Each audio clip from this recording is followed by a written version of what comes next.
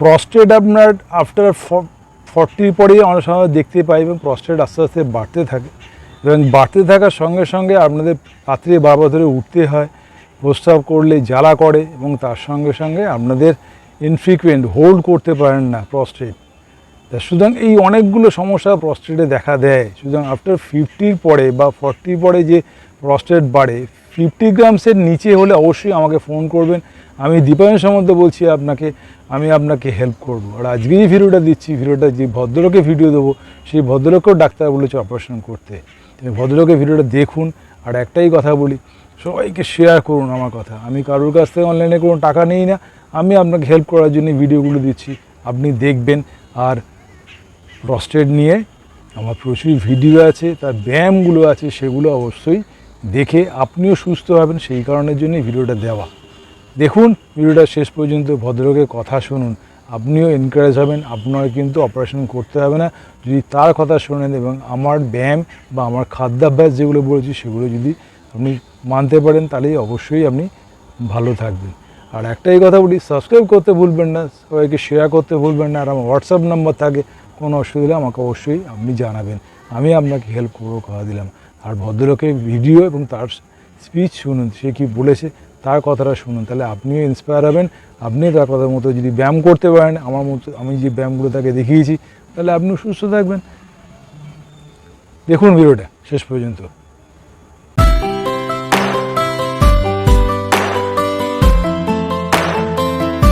আজ থেকে 1 বছর আগে হঠাৎ একদিন দেখছি আমি ইউরিন করতে যাচ্ছি, যে ইউরিনের ফ্লো ঠিক হচ্ছে না, আর বারবার আধ ঘন্টা 1 ঘন্টা পর পর রাত্রে শুতে যাচ্ছি, 1 ঘন্টা পরে মনে হচ্ছে ইউরিন হবে, গিয়ে দেখলাম সেরকম ইউরিন হচ্ছে না। তারপরে এরকম করে 1 মাস 2 মাস একটু ওষুধ খেলাম, একটা ডাক্তারকে দেখালাম অঙ্কুশ সাতটা বলে, সে ডাক্তার ওষুধ দিল, সেটাও কিছু হলো না। তারপরে আবার 1.5 মাস পরে দেখা হলো আবার ওরকম হচ্ছে। তখন বলছে এটা আপনাকে একটা কাজ করতে হবে, আপনি কোনো ইউরোলজিস্টকে দেখাবেন, দেখালে সেই যা বলবে সেটাই হবে। তারপরে আমি কোঠারিতে গিয়ে দেখলাম ডাক্তারকে, তিনি দেখে বললেন আপনার সব কিছু আছে, আপনাকে তাহলে অপারেশন করতে হবে। ফ্লো যে হচ্ছে না তার কারণ হচ্ছে আপনার আগে যেখান থেকে প্রস্রাব করছেন সেই জায়গাটাকে স্লাইড আমাকে অপারেশন করতে হবে। তখন আমি চিন্তা ভাবনা করে দেখলাম যে ঠিক আছে, করবো কি করবো না, আবার সেকেন্ড ওপিনিয়ন নিই। তারপর আমি একটু সন্ধান পেলাম, আমার মিসেস একজনকে দেখাতো, তার নাম হচ্ছে দীপাঞ্জন সামন্ত। তার কাছে ও নিয়মিতভাবে এক্সারসাইজ করার পরে ওরকম প্রকৃতি হয়েছে, তখন ওনার কাছে একবার যাই। তখন দীপাঞ্জন সামন্তের কাছে আমি গেলাম, যাওয়ার পরে উনি কতগুলো এক্সারসাইজ আমাকে জানিয়ে দিল, 4 থেকে 6টা এক্সারসাইজ দিল, প্রত্যেকটা নিয়মিত করেছি। করার পরে বলেছিলেন 3 মাসের মধ্যে আশা করি আপনার রেগুলার যদি করেন 1বার 2বার, তাহলে 3 মাসের ভেতরেই আপনি নিশ্চয়ই সুস্থ হয়ে যাবেন। তা আমার বিশ্বাস করলো। আমি 3 মাস কেন, আমি 2 মাস 2.5 মাস পরেই আমি বুঝতে পেরেছি যে আমার অনেক কাজ হয়েছে।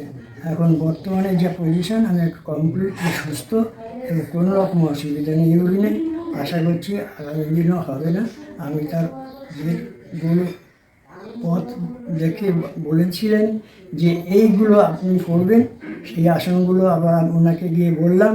উনি রিসেন্টলি আমার সঙ্গে দেখা হয়েছিল, গিয়ে দেখা করেছি, দেখে যখন বললাম, বলে ঠিক আছে আপনি এগুলো চালিয়ে যান, আপনার আশা করি আর কিছু হবে না। আর সত্যি আমি সেরকম মনে হচ্ছে যে আমি রোজ যখন আপনি রোদিনে যাচ্ছিও না বেশি, রাত্রে কখনো একবার, তখন ঘুমিয়ে পড়ি, সেই সকাল ছাড়া হয় না। নিয়মিত জল খাই, 3 লিটারের মতো জলও খাই, এইভাবে চালাচ্ছি, কোনো আর অসুবিধা হচ্ছে না।